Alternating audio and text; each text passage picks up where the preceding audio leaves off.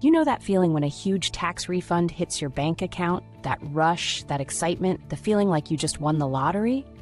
What if I told you that win is actually costing you hundreds, even thousands of dollars every single year? Most people celebrate a huge tax refund like it's a bonus, a lucky windfall, or even a reward for being financially savvy. They look forward to it, plan what they'll spend it on, and feel a rush when that big check hits their account. But here's the blunt truth. That big refund? It's not a bonus. It's not a gift. It's your money that you overpaid to the government, and they held on to it interest-free for an entire year.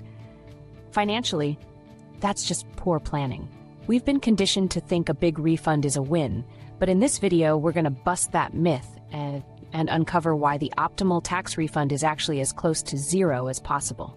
We'll look at why you're essentially giving the government an interest-free loan, what that money could be doing for you, and exactly how to stop the cycle. Let's dive into the first big myth.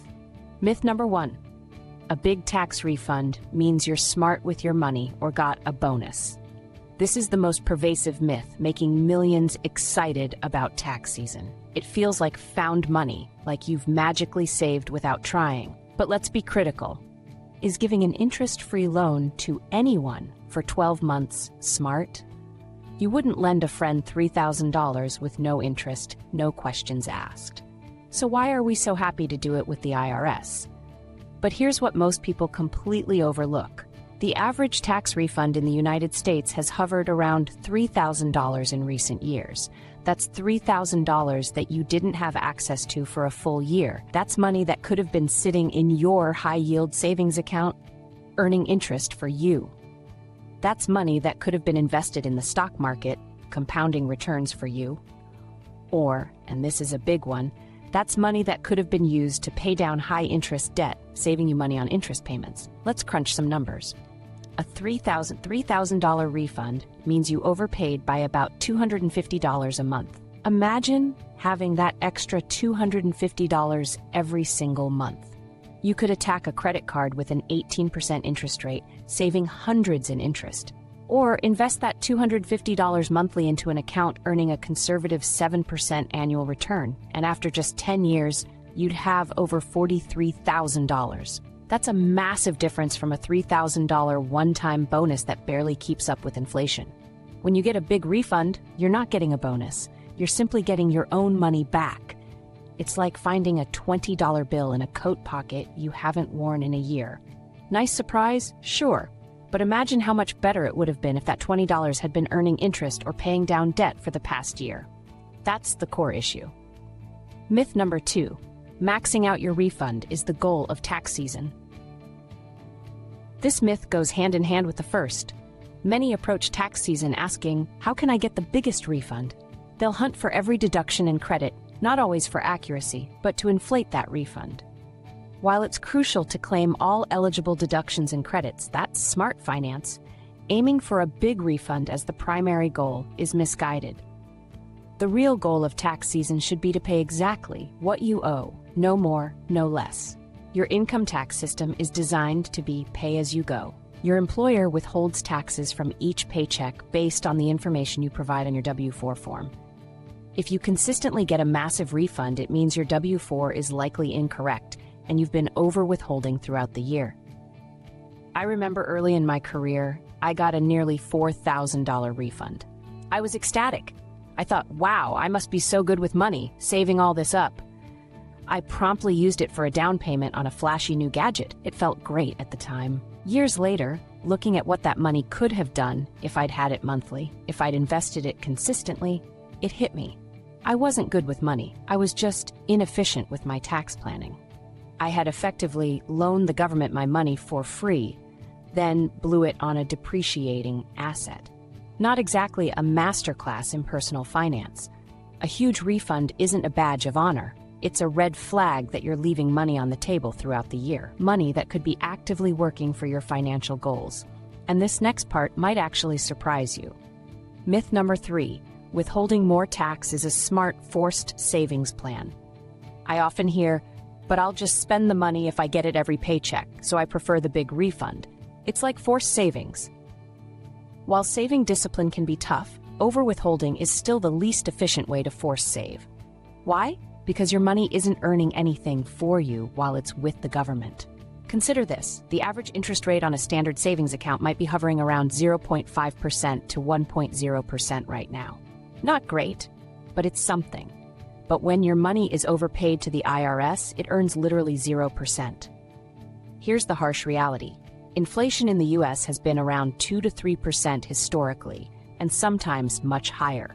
If you get a $3,000 refund, and inflation was 3% over the year, that $3,000 has actually lost $90 in purchasing power by the time it gets back to you.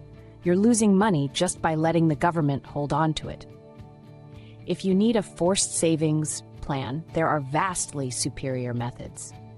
Set up an automatic transfer from your checking account to a high-yield savings account or an investment account the day after you get paid. Many apps and banks make this incredibly easy. You control the money, it earns you interest, and it's always accessible to you for emergencies rather than waiting for tax season. The truth revealed, the optimal refund is zero. The true goal of tax planning isn't a massive refund.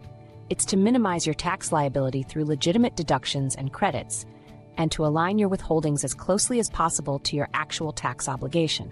Your refund, ideally, should be as close to zero as possible, or a small, inconsequential amount.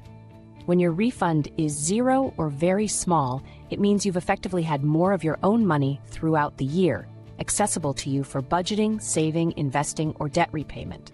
You've given your money a job, rather than letting it sit idly with the government. This puts you in a much stronger financial position, allowing you to maximize your wealth, not the government's. So how do you actually achieve this elusive zero refund status? Actionable takeaway number 1. Adjust your W-4 form. This is the single most effective thing you can do. Your W-4 form dictates how much tax your employer withholds from each paycheck. Most people fill it out once and forget it, but you should review it annually or whenever you have a major life event: marriage, a new baby, a new job, buying a house, or even if you start a side hustle. The IRS provides a fantastic free tool called the Tax Withholding Estimator. It takes about 10 to 15 minutes to use, asks simple questions about your income, deductions, and credits, and then tells you exactly how to adjust your W-4 to get as close to zero refund as possible. This isn't some complex accounting trick, it's a basic tool designed to help you. Go to irs.gov, search for Tax Withholding Estimator, and walk through it. It will give you clear instructions on what numbers to put on your W-4. Then, submit the updated W-4 to your HR or payroll department. It's that simple to put more money into your pocket every single paycheck. Actionable takeaway number 2, redirect that extra monthly income. Once you adjust your W-4, you'll notice a little more money in your paychecks. Don't just absorb it into your everyday spending. Be intentional with this new cash flow. Emergency fund. If you don't have 3 to 6 months of living expenses saved, this is priority number 1. High-yield savings. If your emergency fund is solid, move it to a high-yield savings account where it can at least beat inflation. Investments. For long-term goals, set up an automatic transfer into your Roth IRA, 401k, or a brokerage account. Future, you will thank you. Debt repayment. Attack any high-interest consumer debt like credit cards. This is often the highest return on your money you can get.